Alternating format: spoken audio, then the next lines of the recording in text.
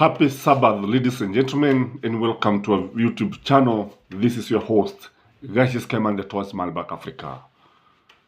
UDA is planning to have, is planning to be in power for 100 years. That is a whole century, if you ask me. 100 years is not 10 years. So when you look at William Samoei Ruto, you see somebody who was schooled and learned the lesson without missing classes in Arab Moi, that is Daniel Troy teach Arab Moi's classes, because that is what Daniel Troy teach Arab Moi wanted. Unakumbuka akina Mtimama, akina Kamodho wakisema ya kwamba KANU igetawala miaka 100.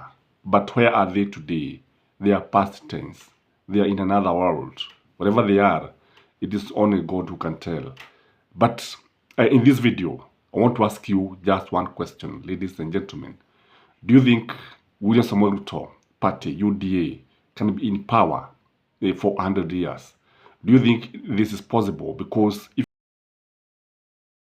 you can, kwa sababu unapoangalia vizuri utaona kwamba chama chake kina matatizo mengi sana.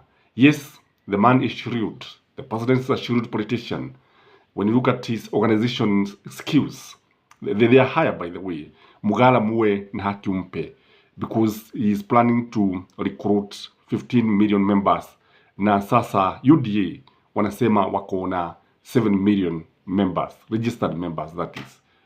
And they are planning to open offices, branches all over the country, and they are planning to use billions and billions of money.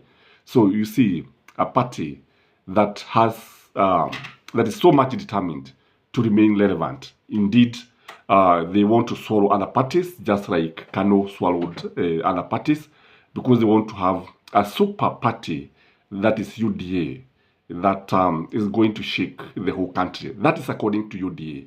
But do you think this can happen, ladies and gentlemen? If you ask me, UDA is not likely to go beyond 2027. In fact, if William Samoei Ruto will be lucky to win 2027 elections, because if you ask me, dalili zote zinaonyesha kwamba itakuwa vigumu sana kushinda uchaguzi wa 2027 if you listen to the ground, the way people are saying, the way people are talking, the way people are fed up with the leadership of UDA in Kenya Kwanza in general. So how are they going to survive wakati ambapo mambo yameendelea? If I ask you, sasa ni watu wangapi ambao unaweza kuvumilia maisha kama haya, maisha ambayo utaona kwamba bei ya kila kitu imepanda, and the price of fuel is expected to go higher, is expected to increase on date 14, na itaendelea hivi kulingana na UDA, itaendelea hivi mpaka March.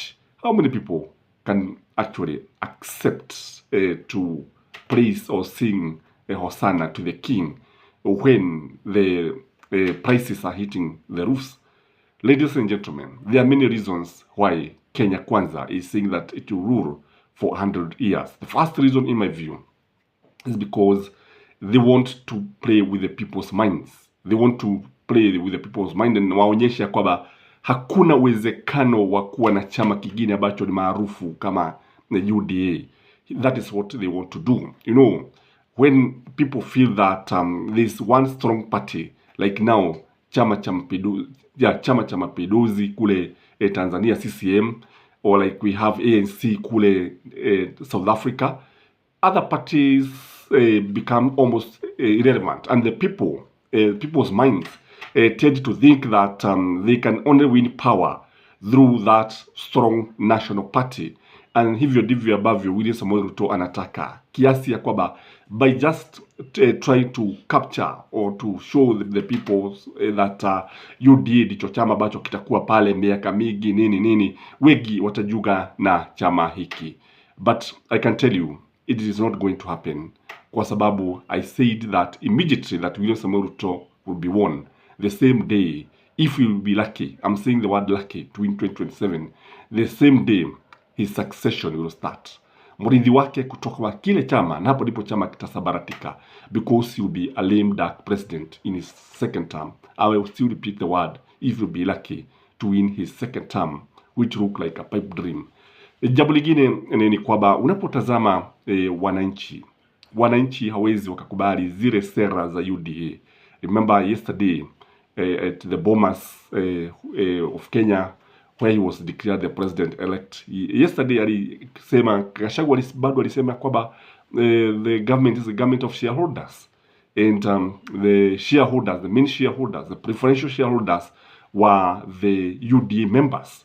So this is wrong in my view, kwa sababu unapotazama vizuri sana utaona chama cha UDA wengi wa watu wake pale ni Wakikuyu na Wakalenjin. Kwa hivyo haiwezekani wa makabila mengine yakakubali kwamba hiki chama kiendelee kutawala hivi, kiendelee kufungua. Ndio watafungua ofisi katika sehemu mbalimbali. In every county they are going to open offices, they are going to open branches, but I can assure you they will face challenges, they will face resistance from other parties, kwa sababu you are telling them you are not shareholders. Again, when you look at UDA, because it is constituted by the Kikuyus and the Kalenjin, in the fullness of time the Kikuyus will bolt out, na wakishatoka pale chama hiki kitabaki chama cha Rift Valley, and a time can come when even Rift Valley itself can be divided. Wanze sasa kugobana, mzozo yanze, and the party kinaweza kubaki kama chama cha the Nandi party. That's the truth of the matter, because when you look at politics in Kenya, politics is always regional, politics is local, politics is tribal, and that is the way politics is played in Kenya. And because Kenya is not a nation, Kenya is a country that is in the process of building a nation. Hili swala ni swala ambalo wengi wamejaribu na limewashida. If KANU iliweza kusabaratika and Jubilee iliweza kusabaratika, what of UDA? Because if history is anything to go by, then the life of UDA is short-lived. UDA will be short-lived, na ni chama ambacho hakitakuwa mamlakani kwa muda mrefu. Again, unapotazama vizuri sana, when you look at the domineering type of leadership that is exhibited by the people of UDA, ukiangalia kwa mfano ni nani ambaye anaweza kupiga William Samoei Ruto, who can actually oppose him in UDA, even when it comes to running for that ticket? Is there anybody? What about Gachagua? Ni nani ambaye anaweza kumpiga Gachagua? Because when you look at these two leaders, they are very domineering. These are people who actually owns the party, especially William Samoei Ruto. He's the one who owns the party. Kwa hivyo wale wengine wako pale on what we call borrowed time, political borrowed time, and they are there for selfish political interest. Because what brings politicians together is nothing but interest. Without interest, politicians will never work together. And if the interests of the politicians will be served in a certain party, utaona wakiingia pale, utaona wakijiunga na kile chama, and that is what is happening. Kwa hivyo wengi wako pale wakishikilia koti la William Samoei Ruto kwa sababu najua atachaguliwa. But in Mount Kenya, the situation is likely to be different. Because do you think you can be elected in Mount Kenya because of Rigathi Gachagua? In Rift Valley, members of parliament and the senators, even the governors, will win seats, will win power, and will go to parliament and senate because of supporting William Samoei Ruto na kushika koti lake. Lakini je, unapokuja katika sehemu za Mlima Kenya, do you think this can happen? Because I know in Mount Kenya, a strong party is going to emerge and is going to challenge William Samoei Ruto's party. And once this happens, it will make it very, very difficult for UDA to even see, even 20 years, it will be very hard. Na hivyo ndivyo itakuwa kama vile ambavyo Jubilee ilisabaratika. Normally, usually, parties dies when the leaders comes out of office, when they are defeated. I don't know what you think. I don't know where you're watching this video from, but if you ask me, the UDA is actually on a mission impossible. Remember to like this video, ladies and gentlemen. Let us interact through the comment section as usual, and may you have a blessed Saturday. Till next time, bye bye.